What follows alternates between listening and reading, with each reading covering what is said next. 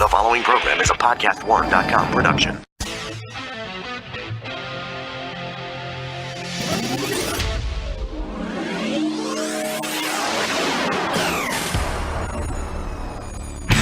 Your healthy radio addiction starts now. Power to the people! The Laura Ingraham Show.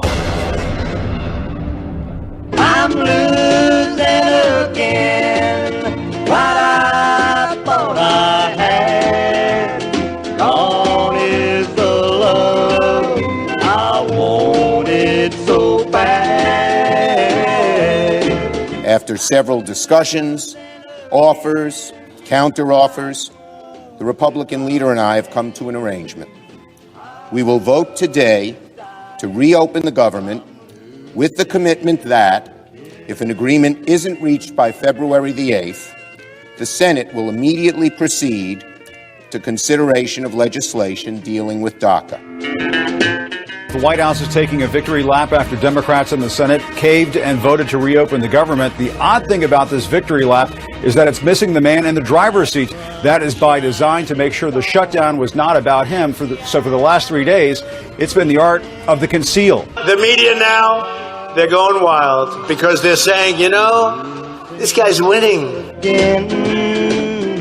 You are listening to the Laura Ingraham Show, 855-40-LAURA. I hadn't heard that song before. That's a good one. Frankie Miller, right? Oh, that's a good one. 1961, Losing Again. That should be the theme song for Chuck Schumer, don't you think? Lost on tax reform, lost on judges, lost in 2016, and now loses on this shutdown strategy, which was one of the most cockamamie ideas that I could ever conceive of at a time where the Trump administration is keeping its focus on the American worker and the American people. We have an unreal show on tap for you today. And we have news on the trade front that is sending the globalists just absolutely bonkers. They're going crazy over Trump's trade announcement yesterday. So that's fantastic news. And the reopening of the government is absolutely sending the far left over the edge, because they've been spending all their time trying to convince the American people that Donald Trump is stupid. He's alternatively stupid, mentally deficient, has Alzheimer's, has false teeth that are falling out. What else, James? Is just in over his head, a political neophyte, just a completely out of his depth. And so they've made this their narrative about Trump. He just can't be trusted with his hand on the levers of government, and he's going to blow the world up. And oh my gosh, we're going to have a nuclear holocaust because of, they have gone all in on that narrative. Then Trump ends up winning again on this immigration shutdown issue.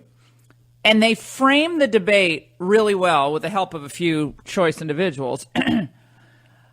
They framed it really well by saying the Democrats care more about illegal immigrants than they do about the American military. And I will say that is not in the slightest an exaggeration. The Democrats care more about gathering new voters than they do about ensuring that our military was paid in a timely manner. And it wasn't until they really began to see the public outcry and all the polls that, if you watched the Ingraham angle last night, and if you didn't, tisk. The polls on this from that Harvard-Harris poll that came out yesterday, and I'll go through some of the other questions that I didn't have time to get to last night, they're just devastating for the Democrats. Even people who want to give the DACA people some type of regular status, even those people were overwhelmingly against shutting down the government for them, but somehow the Democrats just didn't get that. So again, I ask you this question.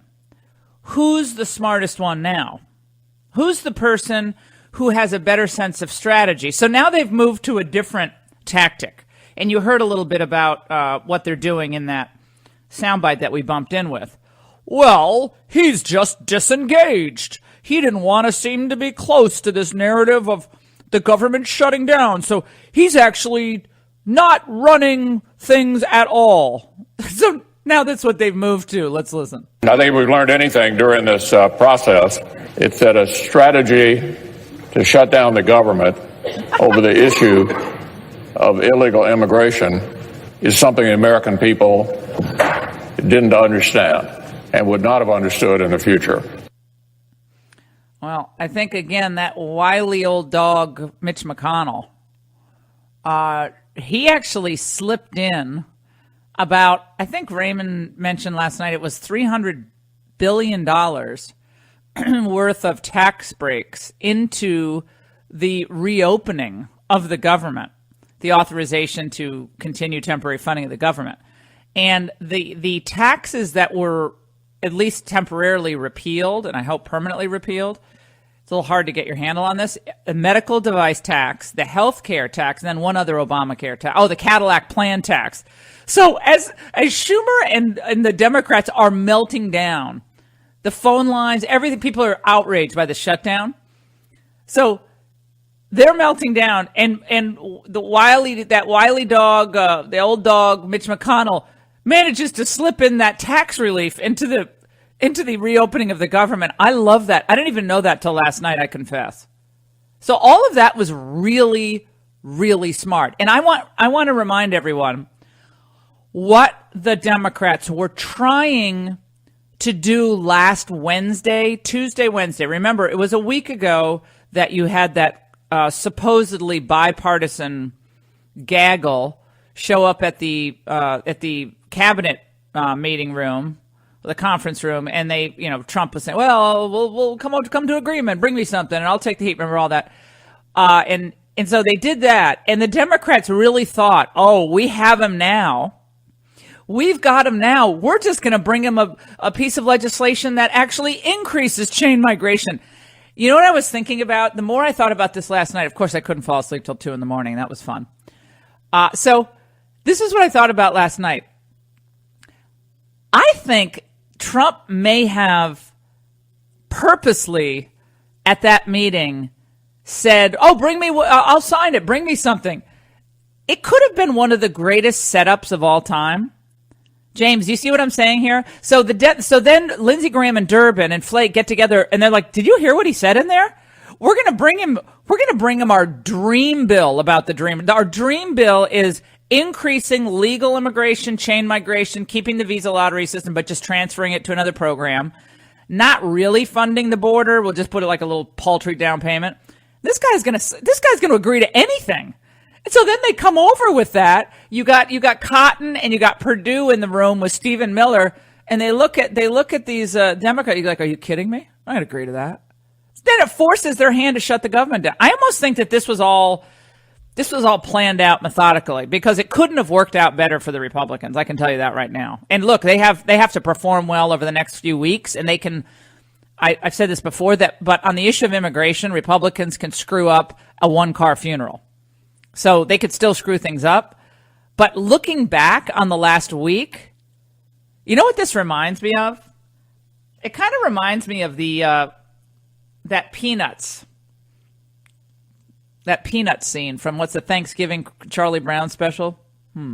This time I'm gonna kick that football clear to the moon! Isn't it peculiar, Charlie Brown, how some traditions just slowly fade away? Well, I think Trump would be Lucy in this scenario, but a nicer Lucy. You're listening to the Laura Ingraham Show, 855-40-LAURA. We're going to get all over this disappearing text messages. This stinks to high heaven. Of course, the only text messages at the Justice Department that were not preserved were the text messages between that disgraced FBI Trump-hating agent Peter Strzok, who worked on both the Clinton email investigation and the Mueller Russia investigation. The ones between him and his lovely Lisa Page, and the key time period of December through December 2016, when Trump transition was getting going, into the day that Jim Comey was appointed special counsel. Robert Mueller was appointed special counsel. Isn't that curious that only the text messages between those two disappeared? You're listening to the Laura Ingraham Show, 855-40-LAURA. So we got the big Trump win on taxes. We have a huge win on trade. I'll get into that. We have this disappearing text messages, which go right to the heart of the legitimacy, I believe, of this entire kickoff of this investigation. We will learn more when this 4-page synopsis of the House Intel Committee memo comes out about the FISA warrants and what took place. This is just a swirling mess for the Democrats.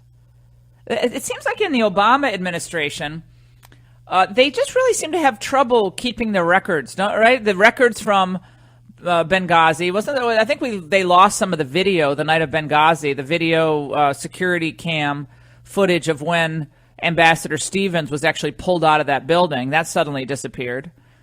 They lost the Lois Lerner emails, the former head of the IRS, after the mistreatment of conservative groups applying for 501c3 status. Hillary misplaced all of those emails, thousands and thousands of emails. BleachBit. They're taking hammers to Blackberries, and now this. I find this actually to be really scary because the FBI is supposed to be an organization that we look up to and trust from the lowest level to the highest level in the FBI. These are supposed to be professionals who call balls and strikes. But what we've discovered it is that it has been inhabited by partisan hacks who are seeking to either prevent Donald Trump from becoming president at all. Of course, that's the insurance policy reference by Peter Strzok, or seeking to subvert his presidency by assisting in the start of an investigation that should have never been in any way undertaken, and that's the Russia investigation. Now, that's what you expect from the old Soviet Union, the old USSR days, or maybe in China, where they're spying on their political enemies, or maybe in Fidel Castro's Cuba, in North Korea. You do not expect this in the United States of America. So when Donald Trump, so many months ago, talked about how he was spied on, everyone laughed at him. Remember, he was wiretapped. Well, maybe he wasn't, quote, wiretapped. But boy, was he onto something that the intel agencies, and again, I'm talking about the leadership, not the rank and file who are good people, but the leadership, the top investigators, that some of these people were corrupt to the core. Now the corruption goes so deep that they were actually destroying evidence in anticipation of a future investigation or an ongoing investigation. And what does that equal, my friends? That equals obstruction of justice. 855-40-LAURA, a huge win on the reopening of the government for Donald Trump, the man they were trying to describe as ill-informed and ill-equipped to be president. And now, from the outside at least, it looks like an obstruction of justice taking place at the highest levels of the U.S. government, all because they're so afraid of big bad Donald Trump being president of the United States. I can't wait till we really find out what happened. We'll stay with it together, and Joe DeGenova is going to stop by. Bob Costa is going to join us, and Sean Duffy's going to stop by. We have a great show on tap. Incredible show tonight on the Ingraham Angle. Make sure you follow us on Twitter and Facebook. We'll take it on together, and we're going to keep bringing you stories that no one else is bringing you on issues that, for some reason, the lamestream media chooses to turn a blind eye on, but not us. We'll stay on it for you. We want to hear your calls. 855-40-LAURA.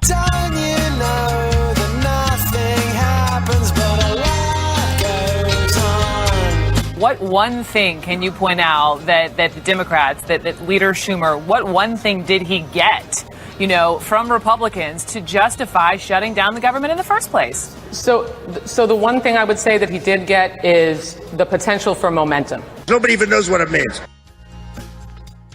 For hardworking Americans like us, it doesn't seem like there's ever enough time in the day Freshly is the easiest and most convenient way to eat healthy, no matter what life throws your way. Freshly's team of chefs create all-natural, gluten-free dinners and deliver them fresh to your door. So even if you get stuck at work late, you can still come home to a delicious dinner cooked by a chef. No more worrying about having to figure out what's for dinner, and especially no mess to clean up after. Freshly chefs source the finest all-natural ingredients they can find, and then they work with nutritionists to ensure that their meals are as healthy as possible. All of the meals are made to order and pre-portioned. Their menu is created by chefs for people who want to eat healthy but are living busy lives and don't always have the time to do shopping, cooking, and cleaning. Check out this week's menu created by Freshly's chefs and get $25 off your first order of 6 chef-cooked dinners, plus free shipping by going to freshly.com/Laura. You'll feel so relieved to come home to a chef-cooked meal every night with Freshly. That's freshly.com/Laura for $25 off your first order. Order today to see what life's like when you no longer have to think about dinner.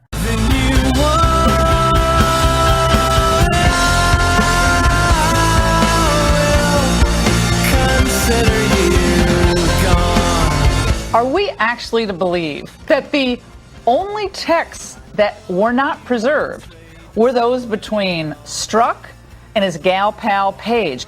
I don't accept the explanation we've been given. I think we need to dig harder. I think Wray's going to have to testify under oath. Christopher Wray, the FBI director, in front of the Congress. And think about all the critical events that were going on during this time. You have the Trump transition. You have the Trump inauguration. FBI agents running over to interrogate Michael Flynn for whatever reason. Then you have the Comey when he says, oh, we're doing this big Russia investigation. The firing of Comey. All these things were happening. And you can imagine, based on what we already know with Strzok and Page, they were saying all kinds of things about this, and I think it probably would be really devastating evidence of their bias against Donald Trump. That was Congressman Ron DeSantis on the Ingraham angle last night, 855-40-LAURA. The underestimating of Donald Trump. This has been happening, since 2015 when he came down that escalator. And they were stunned when he won. They were kicked back on their heels. And then they decided, gosh, we got to take him out. Well, the insurance policy that Peter Strzok wrote about in one of his text messages to his paramour, well, guess what happened with that? That didn't work. The insurance policy didn't work. So now, they had to go into Plan B after he was elected. Hey, we got to get this. We got to get a special. We got to get on him. What are we going to? Can you imagine what's in those text messages? By the way, there are 50,000 text messages that were not deleted, and that averages 68 text messages a day between him and Lisa Page. How do you work at all with 68 text messages just to one person? I mean, that's so girly too. That's so girly of Peter Strzok to be writing that many text messages. 68 text messages a day. And tell me they're all sweet nothings. I don't think so. I think it's like, okay, I'll get him this way, honey, and then you get him that way, and then we're going to show him, and then we're going to do this, and then we're going to say Russia, Russia, Russia. Oh, so annoying. Let's go to Maria, Ohio, on the Laura Ingraham Show. Make sure to tune in tonight to the Ingraham Angle. Phenomenal show. We're going to be on all aspects of this. I already found out my producer's sick. So it's all right. I'll have to produce, host. No big deal. Maria, go ahead. Get better, Tommy, if you're listening. Laura, how are you? Hi. I'm great. Good. This is in regard to the Peter Strzok emails. In light of the fact that we now know there is embedded within the FBI and Justice Department a secret society whose apparent goal is to bring down our republic, Jeff Sessions should use the NSA collection program to find all of the bad actors, which is the intended use of this program. And if Sessions can't do this... I appreciate it. We haven't gotten into the secret society, but we will. And Maria's talking about the meeting that took place. We don't have time to hit it right now, but we will when we come back with Joe DeGeneva. He is hot on this story, I can tell you that right now. And a lot more to get to on the Laura Ingraham Show. Watch tonight.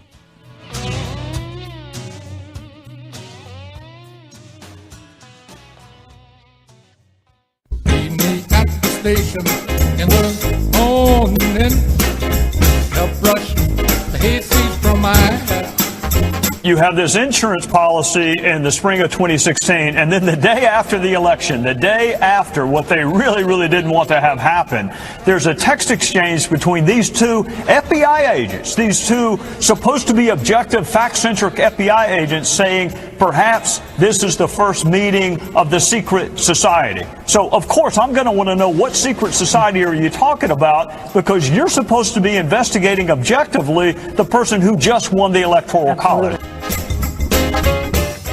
You are listening to your Healthy Radio Addiction, the Laura Ingraham Show, 855-40-LAURA. That's Trey Gowdy, his analysis of this craziness. They're having a meeting of the secret society of FBI agents. This sounds like something out of a bad Dan Brown novel or something. This is crazy.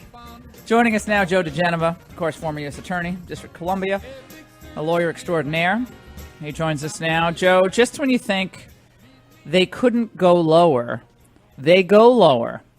And if this is really what I think it is, with both the secret society and the destruction of emails, then we could be looking at jail time for individuals, could we not? Yes, I think there's something also that's very important here that we have to look at. This is about the structure of the FBI and its leadership.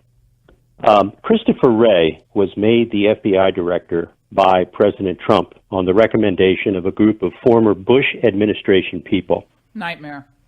Christopher Wray, we are told in a report today, has threatened to resign if Sessions kept putting pressure on him to fire McCabe.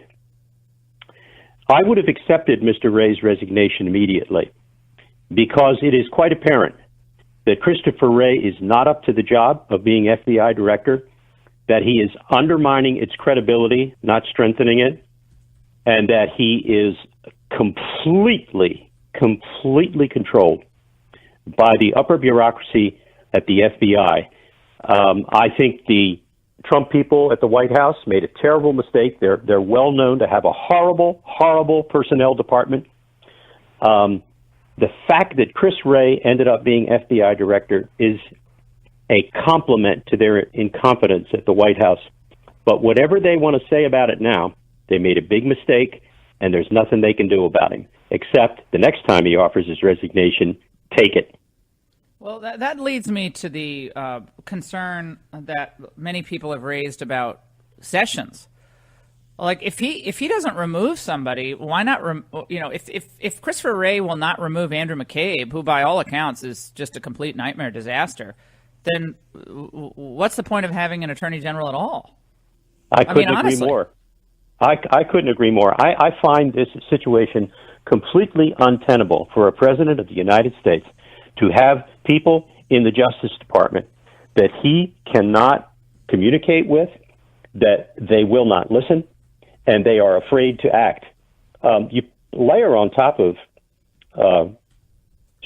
Christopher Wray, and I like Jeff Sessions. He's a wonderful guy. Me too. He's great on immigration and all this. So many issues he's been fantastic on. I adore him, but he should have been DHS secretary maybe.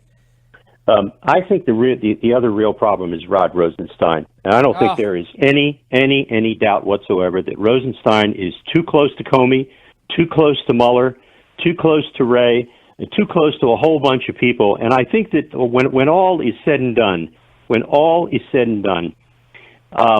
Rod Rosenstein has made a series of incredibly bad errors which have harmed the President of the United States. The appointment of the special counsel was a mistake. He passed the buck. He didn't want to deal with the hot potato. He didn't want the investigation inside the Justice Department. He picks Mueller, who was a close friend of his and a close friend of Comey's. Nothing but bad judgment from Rod Rosenstein from day one. He has become an albatross around the neck of the president. And I got to tell you something. I don't know how this ends. I really do not know how this ends, because the upcoming game is whether or not the president agrees to be interviewed by Mueller. That's where we're headed next. That's the next big fight.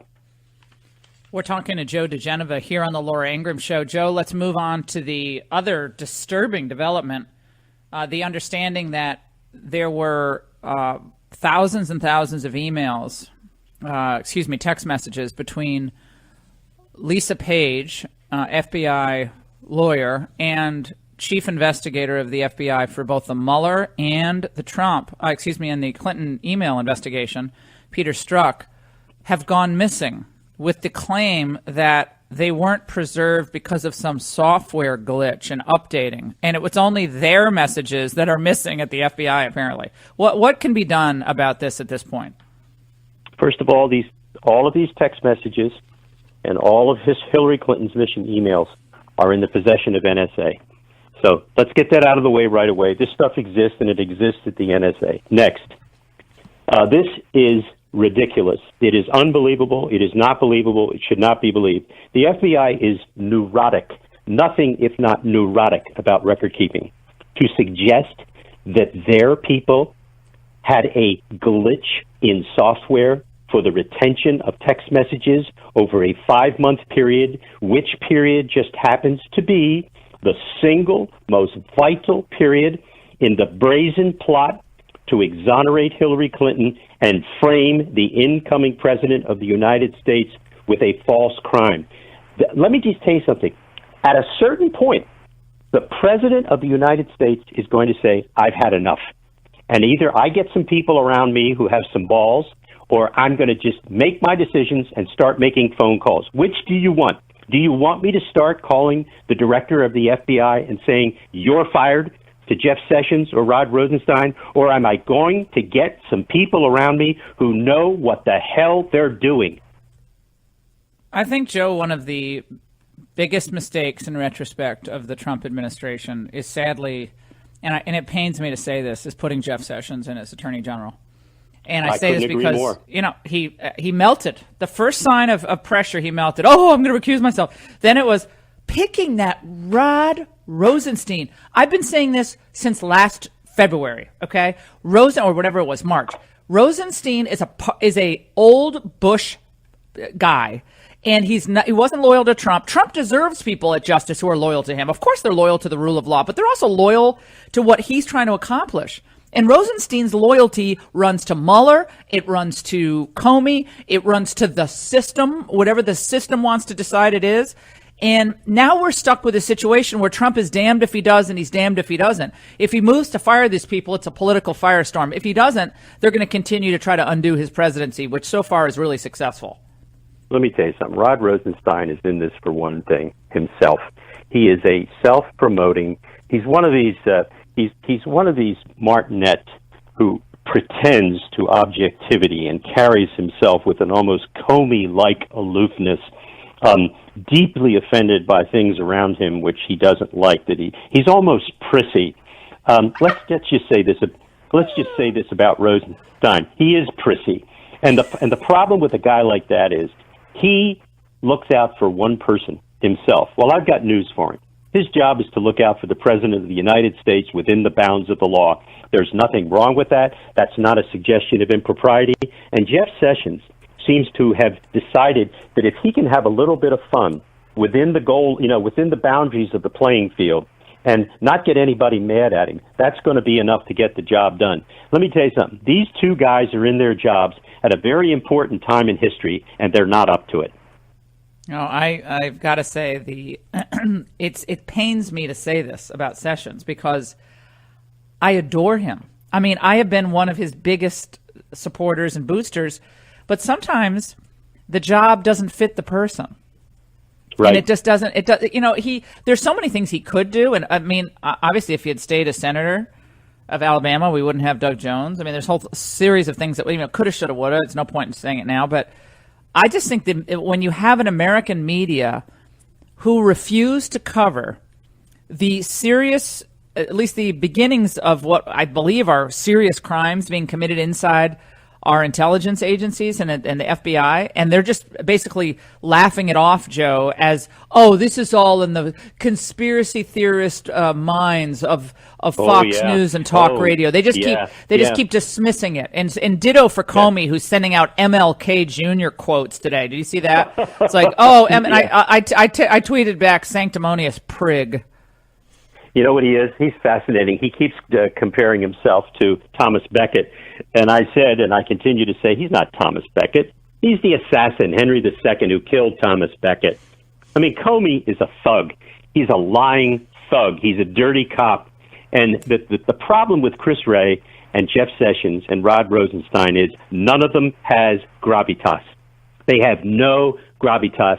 When you stand up in front of a microphone and you're the attorney general or the deputy attorney general or the FBI director, you know what should happen? People on the other side of the microphone would say, "Holy smokes, this guy's this person is serious." They look at these three people and they can't figure out whether or not they have their big boy pants on any given day.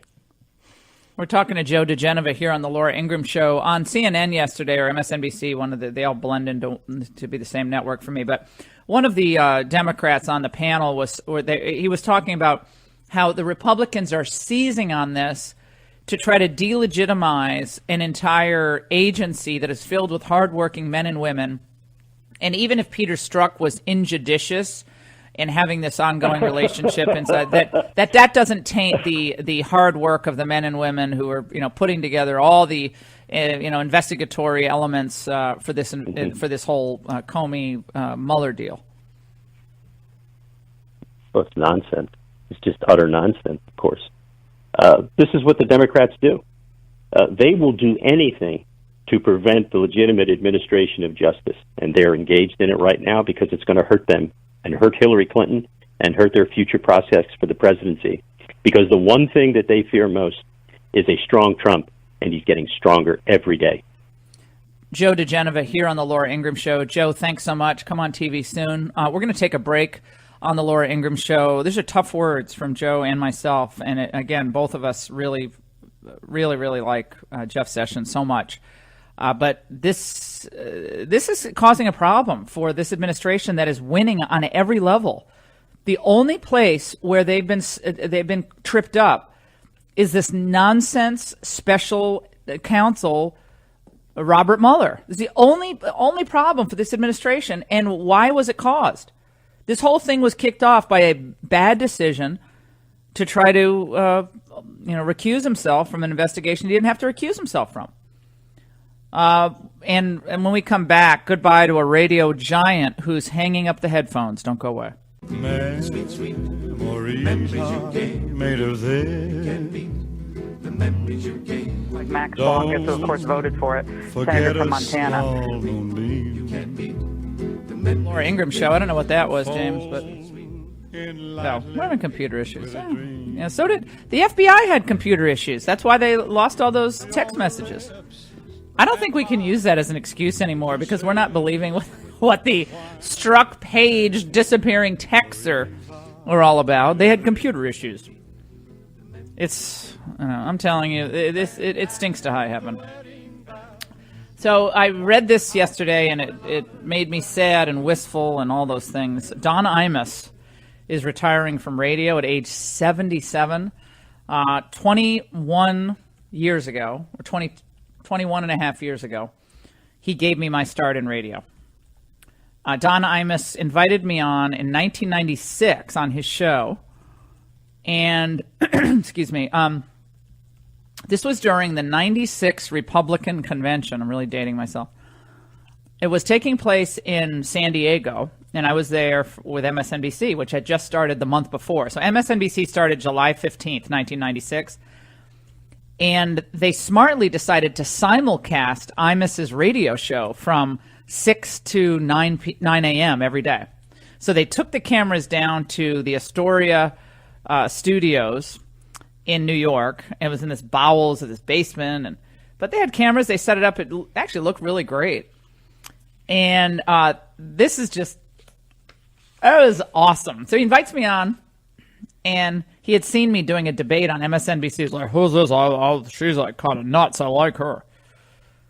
Do you believe all this crap that you say, or are you just saying it for TV, Ingram?" And we used to get into huge fights. I mean, real fights. And we had a love-hate relationship. He would ban me for years and then have me back. But without him, I would not be doing what I'm doing. So either you can blame him or you can thank him. But he is one of the great giants in this industry.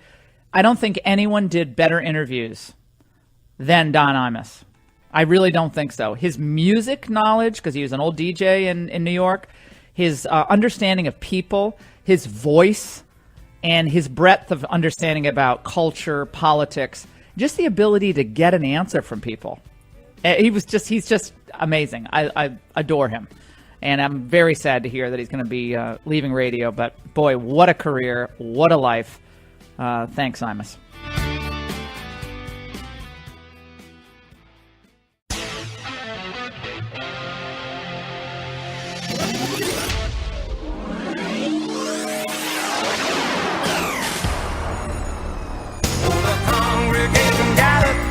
But in darkness I remain, love with the thought of a handsome man, but I never knew her name. We came away with an agreement to pursue a deal pursuing the DACA Act with border security. The president agreed. But that night and the next morning, the hard right came after him. Breitbart called him Amnesty Trump. Laura Ingraham even insisted he be impeached. The Republicans in the House have been, and it depends on where you sit, some people would say supported by, others would say terrorized by news outlets like Breitbart, like Laura Ingraham. They all, this is the universe in which they live, and some of them really enjoy being in that universe, and others find it really difficult. I did an interview with Speaker Paul Ryan earlier this year, and he said, that, there are three things certain in his life: death, taxes, and attacks from Breitbart. You're listening to the Laura Ingraham Show, 855-40-LAURA. Well, I guess it's terrorizing congressmen and senators when you actually remind them of their constitutional obligation to protect and defend the Constitution of the United States, uphold it, the interests of the American people, not the interests of illegal immigrants who shouldn't have been here in the first place. They decide now to move to target yours truly. That was Casey Hunt. I was working on my Ingraham Angle monologue yesterday, sitting in my bedroom, and I was typing away, and then I heard my name. I'm like, oh, okay, what should I back it up on the DVR? And you never hear Casey Hunt or any of these people who love the Democrats. They rarely talk about what illegal immigration has done to the American worker, low-wage worker, minority worker, American communities that have seen the uptick in crime. We talked about that yesterday. The MS-13 gangs that are now populating Northern Virginia, Maryland, Los Angeles, Chicago, Miami, and beyond. People who've lost their sons or daughters, husbands, wives. A little 6-year-old girl raped in New Jersey in October. FoxNews.com has a news story out, which I retweeted. I'll have to look it up because I'm talking at the same time as I'm trying to find it. But FoxNews.com has a piece about an illegal immigrant who is now guilty, they found, of raping several people. So go to LauraIngraham.com. We have that piece featured there and on Twitter. They don't really ever seem to get into those stories.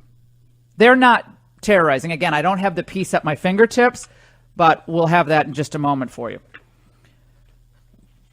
So rape, murder, maiming, gang activity, human trafficking, drug smuggling, gun smuggling, but Casey Hunt decides to say that, well, Breitbart and Laura Ingraham are terrorizing Congress. God, if they can be terrorized by me, they really are wimps. I mean, that's just pathetic. John in Arizona has been patient. Speaking of the leverage that the administration now has on the immigration debate, John, go ahead. God bless you, Laura. I'm from Tucson. Grew up there, token white boy on my street in Navajo. When I was growing up, the Hispanics would not let their sons or daughters speak Spanish outside of their house. They wanted to become Americans, red, white, and blue all the way. My son's a junior at ASU, is an engineer. There's things set up for the illegals, tables, assistance, subsidies. My son, he just goes day to day and tries to be the best person he can be. The Mexicans now, they get subsidized. They keep on saying, we won't do the work that the Mexicans would do. Well, they get subsidized. They can work for $10 an hour. I'm a general contractor. I deal with them every day.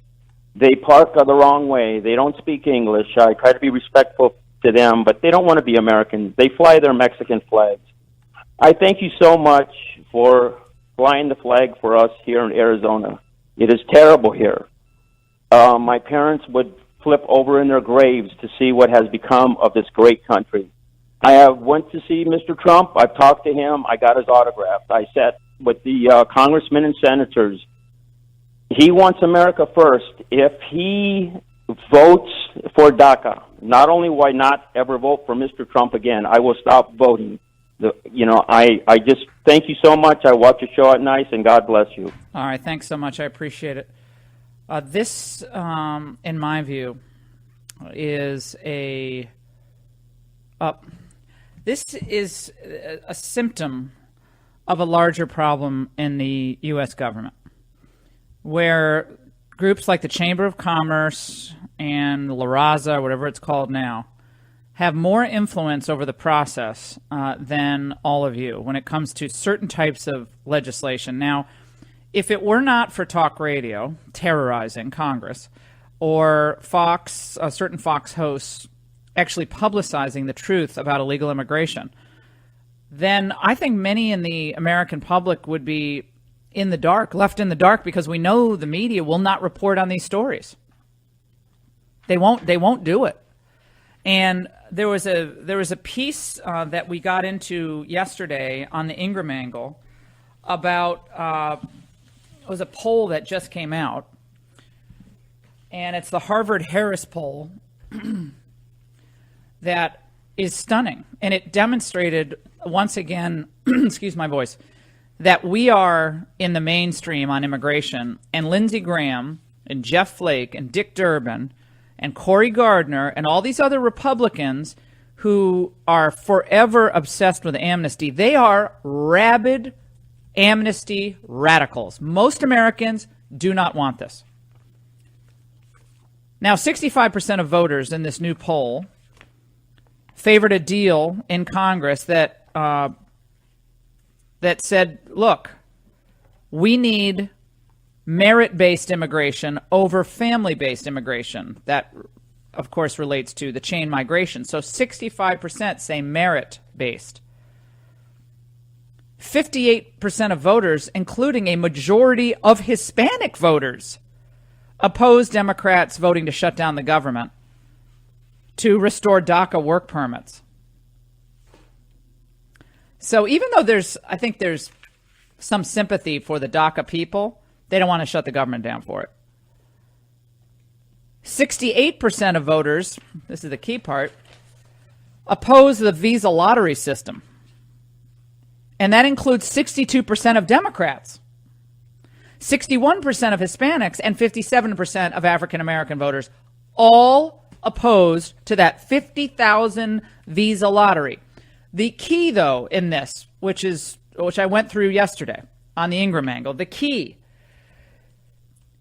most Americans, and it's an overwhelming percentage, I don't have it at my fingertips, most Americans want legal immigration numbers to be cut, reduced. Now, that is not highlighted in most pieces. Most Americans, and I think the number is upwards of 81%, want legal immigration numbers in the United States, legal, reduced. What does that tell you about what people think about how the country is changing? You heard John talk about how bad Arizona is today because of illegal immigration. We heard from the gang task force leader yesterday on radio and on television how Northern Virginia, Manassas, Arlington, even parts of Alexandria, out in Gaithersburg, Maryland, Sterling, Virginia, Vienna, Virginia, are now having to deal with gang recruitment in public schools because these illegal immigrants are transported across the United States on commercial airlines. They're deposited in public schools. They are oftentimes illiterate in their own languages. They come here. They have no real tie to the community, and they are prime targets for gang recruitment. These communities are slowly but surely being lost to a swamping of the demographic and a swamping of the sensibility, the uniquely American sensibility. And most Americans do not want that. An overwhelming percentage of Americans do not want that. A majority of voters, including a majority of the Hispanic voters, support building some combo physical and electronic barrier across the U.S.-Mexico border. Yeah, the key, again, 81% want a reduction in legal immigration. 81%. I'm telling you, this is a winner. Donald Trump has all the leverage on this issue. Do not give in to a coalition of open borders fanatics who have nothing on their minds except transforming the United States through cheap labor or, as I said on the angle last night, repealing and replacing American voters with new voters. What they want is tools to be able to deport families. They want additional tools, and that's what happens. Remember, the Border Patrol agents just aren't on the border. They're 100 miles in their jurisdiction. They're going to go into Tucson. They're going to go into El Paso. They're going to go into San Diego, and they're going to create a deportation machinery there. Deportation machinery. I kept saying, if only. If only we're actually deporting people who are legally here. So, again, that's Luis Gutierrez, who is among the most fanatical of all. Luis Gutierrez really needs to move down to somewhere else. I mean, move down to southern Mexico, where we find out today on Fox News that the dismembered remains of a woman who vanished from a town in southern Mexico were discovered inside pots atop a stove in her ex-husband's home. Magdalena Aguilar Romero, 25, was last seen leaving her home in the city of Toxo the morning of January 13th. Roberto Alvarez, state security spokesman, said the woman's remains were found Monday in the home of her ex-husband, the local media identified as Cesar Gomez Arciniega. It's presumed that the woman was cooked. They found arms, legs, and her pelvis in a big pot. Now, that doesn't, of course, cast aspersions on the whole country, but we know what's happening in the country. You can't even get people to be police officers in Mexico because they end up dead. Work needs to be done to protect and rebuild the social fabric of our municipality, the statement concluded. So why doesn't Gutierrez, if it's so great in other countries, go spend time there, and why don't you relocate there? Why don't you relocate there? I think that's fine. I have no problem. Let's go to Suzanne in California, where it's ground zero for illegal immigration. Suzanne. Yes, welcome to the socialist state of California. I worked in the Anaheim School District many years ago, and the children get free dental, free eye care, free shots, free food, free everything, while we work 2 jobs to put our kids through school. And then when it comes to college, they get free this, free that. It's just turned into be a nightmare here in California. And I've taught them children, and it's not the case of not loving a child. It's a case of what the government has done, and the state of California is pathetic. Oh, my God, it's a disaster. I mean, I did a whole thing about the California nightmare last week when I was in Los Angeles. The first time I went to California, Suzanne, I think it was 1984. And I thought I had died and gone to heaven when I first went to California, traveled there as in college. I was doing some fundraising for the Dartmouth Review, my newspaper that I edited. And I just remember landing there, and I went all over California. I was in, of course, San Diego, up in Orange County, Oceanside, up to California, up the coast a bit, went inland to the downtown area, went to Claremont. I spent a summer in Claremont McKenna College area, and they had their smog and everything, but I thought I died and gone to heaven. And California still has so much beautiful, it's beautiful. It's a natural beauty, and it's gorgeous in so many ways. But the government has gone completely off the rails in the hands of, again, fanatics. These are socialist fanatics running the government of California. There's nothing they won't tax. There is no movement they won't regulate. If they could regulate bowel movements, they would, for goodness sakes. I mean, this is how bad it is in California. I don't know how anyone does business in that state. Honestly, I don't know how you do it. That's why so many people are leaving California to go to low-tax vicinities. And they'll go to Las Vegas, they'll go to Florida, they'll go to Texas, they'll go to Utah, even some moving to Wyoming. But the middle class in California is just in a vice grip. And meanwhile, you're absolutely right, Suzanne. The indigent immigrants, most of them illegal, get breakfast, lunch, and dinner in the public schools. And that's what they want for the rest of America.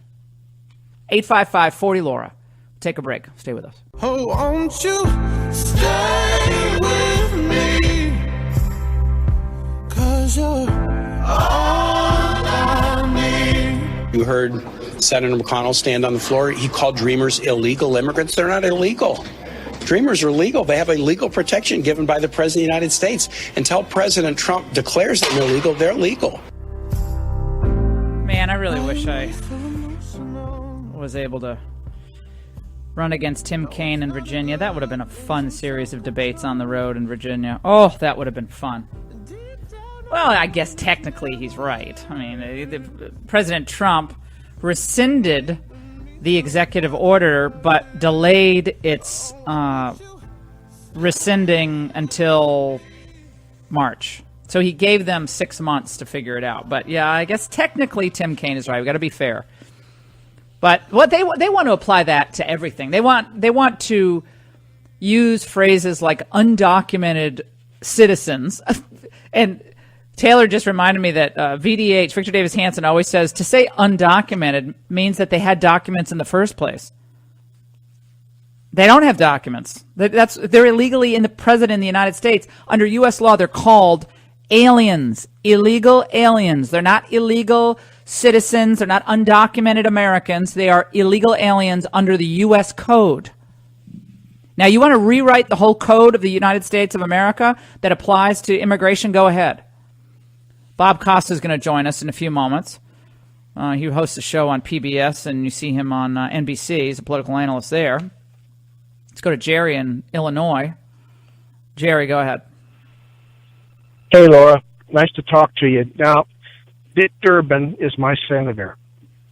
Dick Durbin should resign. He doesn't understand how to negotiate. He doesn't understand how to put together a deal. He doesn't know how to speak when he comes out of a closed-door meeting. He is an embarrassment to me, to the people of Illinois, and the man really needs to resign. Well, he's not going to resign. It's not going to resign, Jerry. The Republicans have to get their act together, run someone against him who can actually beat him. The man's been around. Disturbin' Durbin is what I call him. Disturbin' Durbin has been around for, decades? It's a disaster, complete disaster. I appreciate the sentiment, though. Robert in Nebraska, line 6. Robert. Laura, we just lost him. Robert was talking about a crime committed in his hometown that the media refused to cover. Robert, we want you to call back because I want to know what that crime is. Do you like the fact that on the Ingraham angle I discuss the truth about illegal immigration, meaning not just featuring the stories of the do-gooder illegal immigrants volunteering at their local old folks' home, but also stories about what illegal immigration does to state and local budgets, what it does to public schools, what it has done regarding gang activity and violent crime. As a Uber driver is now charged with multiple rapes, and he is an illegal immigrant, this out of California. We'll make sure that's posted on lauraingraham.com and a lot more coming up.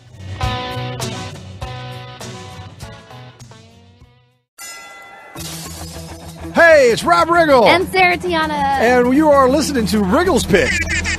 Yeah, and a ham horn, and we have a new podcast. You can find our show exclusively on the Podcast One app, on PodcastOneSports.com, and don't forget to rate, review, and subscribe on Apple Podcasts. Every Thursday, we're going to sit around and we're going to talk about the things that really excite us, like life, comedy, sports, a lot of sports. Ourselves. A lot of Sarah. Yeah. Oh, yeah. Kim Jong-un. Yeah. Whatever. It's going to be a lot of fun. I hope you join us.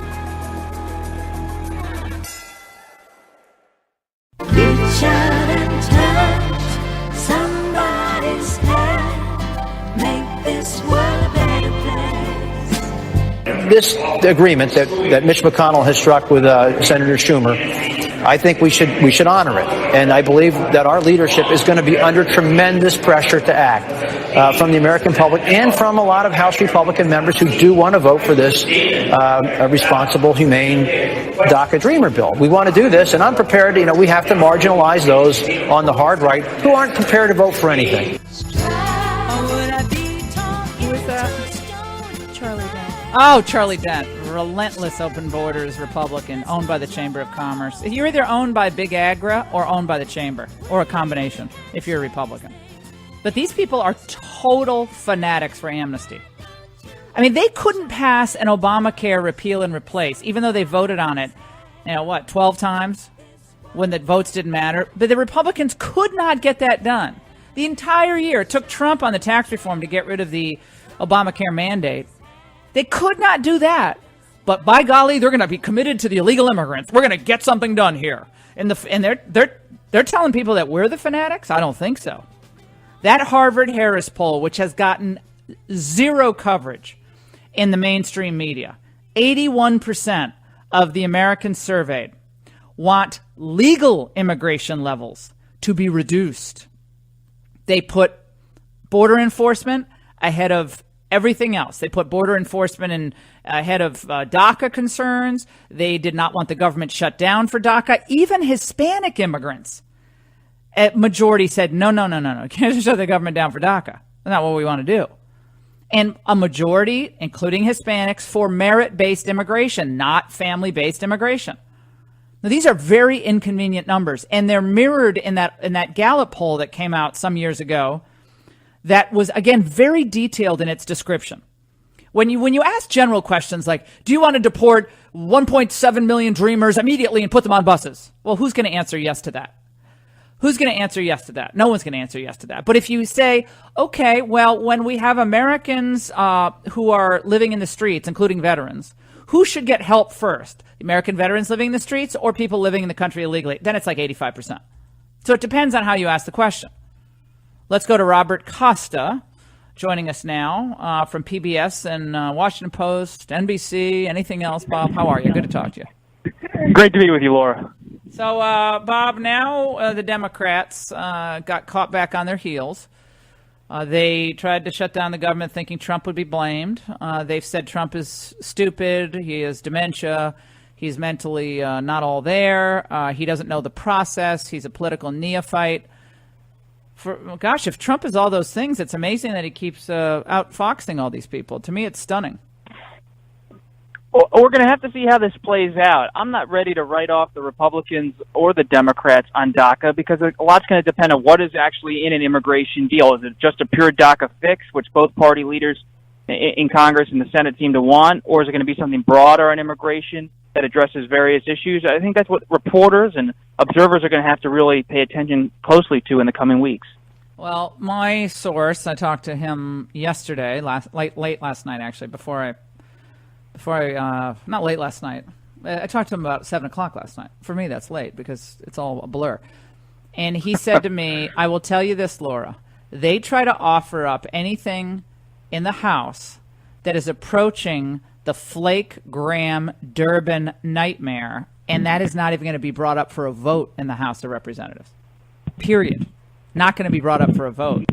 So I think, Bob, that we're back where we were in 2007 and 2013, where you have this coalition of amnesty Republicans and amnesty Democrats for different reasons, thinking they can do the bums rush on Trump.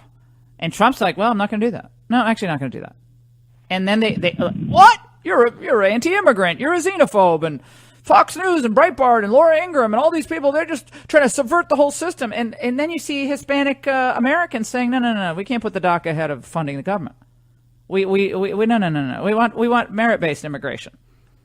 And I find it necessary that members of the media, and I'm not trying to lecture you, really, when you dig into these numbers, dig into the real numbers. Don't dig into just general questions. Do you want all Dreamers deported? Do you think a wall for $30 billion shouldn't be done when we have, a lot of this is very misleading.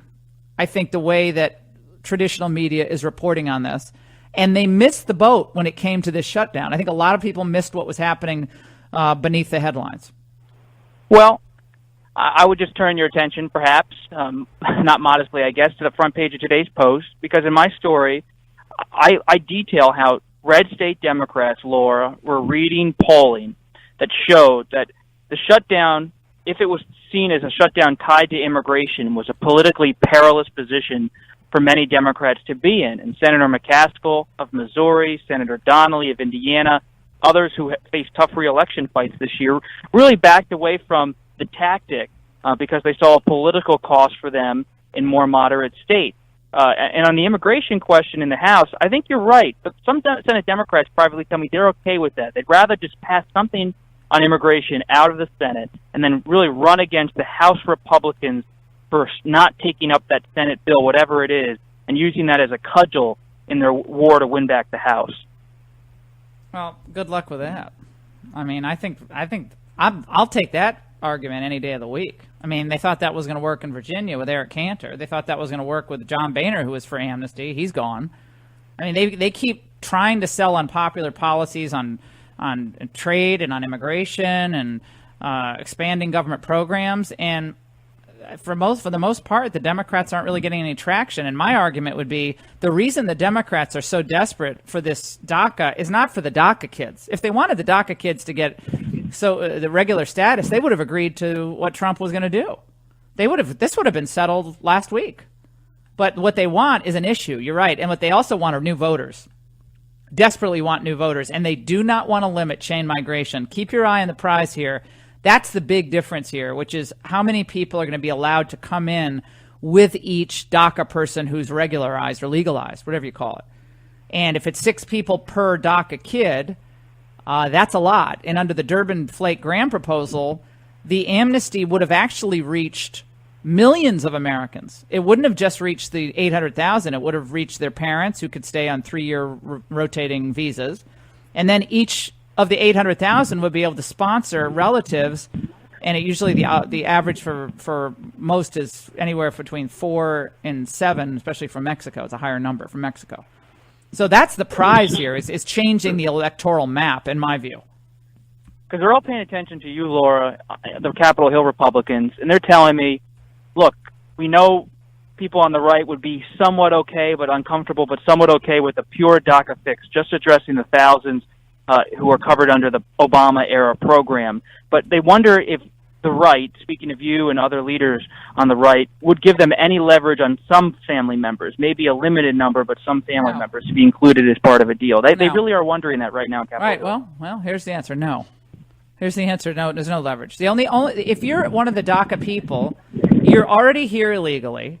The idea that your parents can stay forever, and then you can bring in the aunt, the uncle, and everyone twice removed. I just don't see how that's in any way what Trump should do.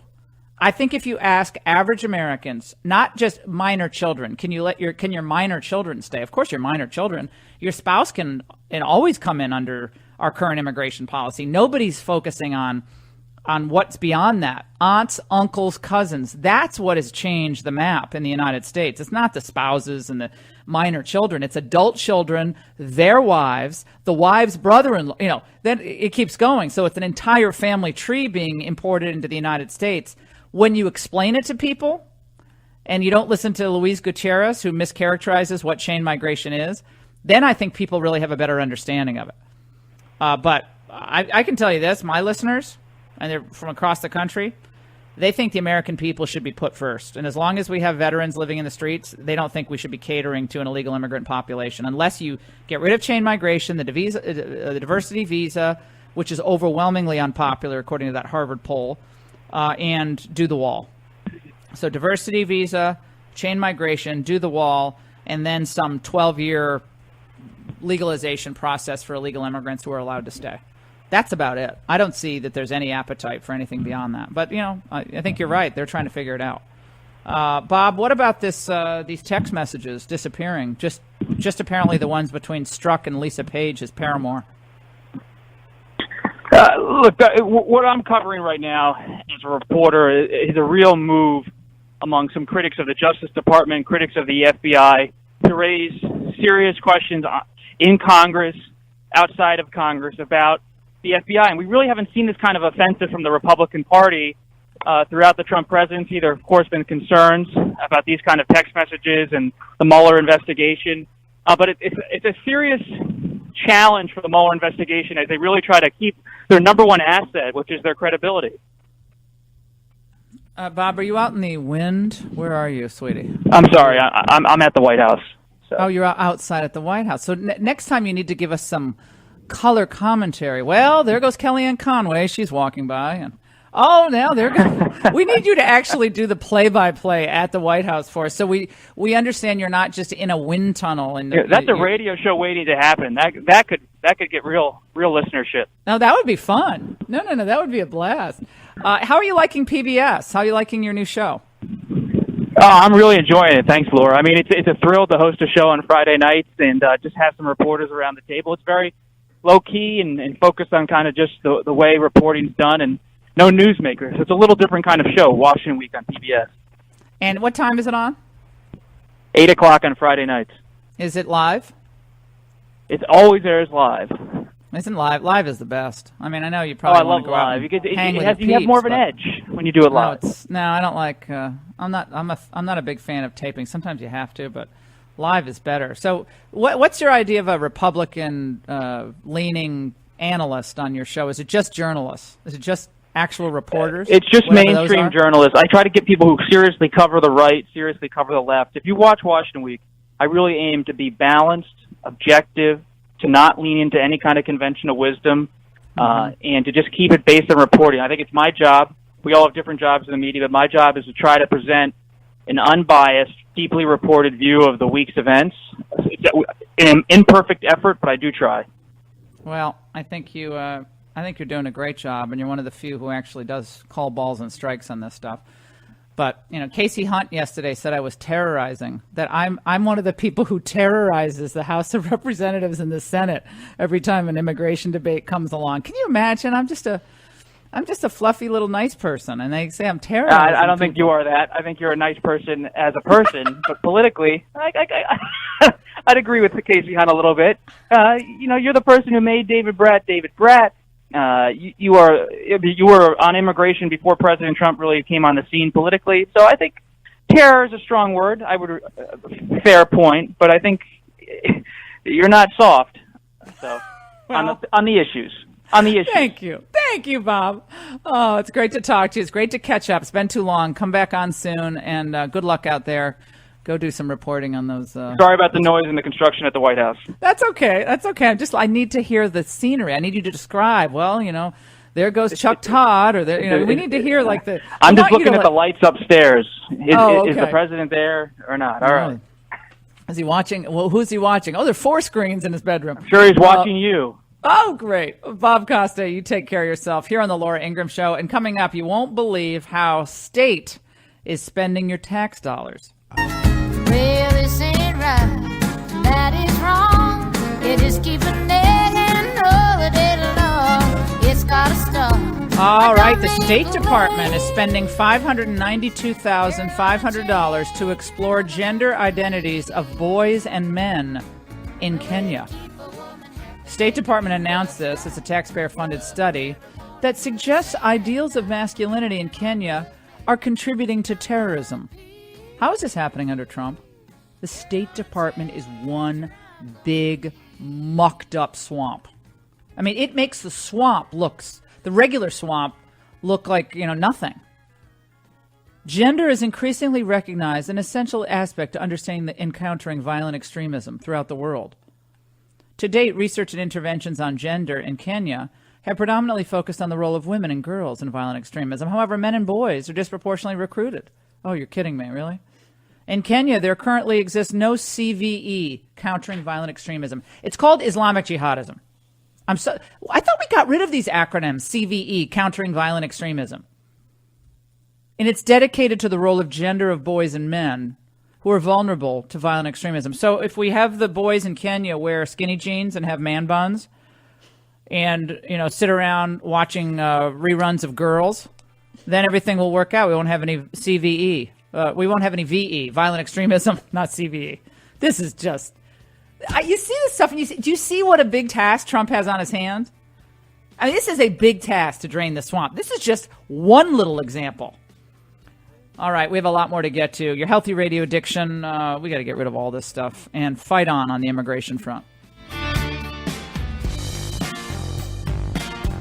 Thanks for listening to the Laura Ingraham Show podcast. Download new episodes every week at podcastone.com. That's podcastone.com.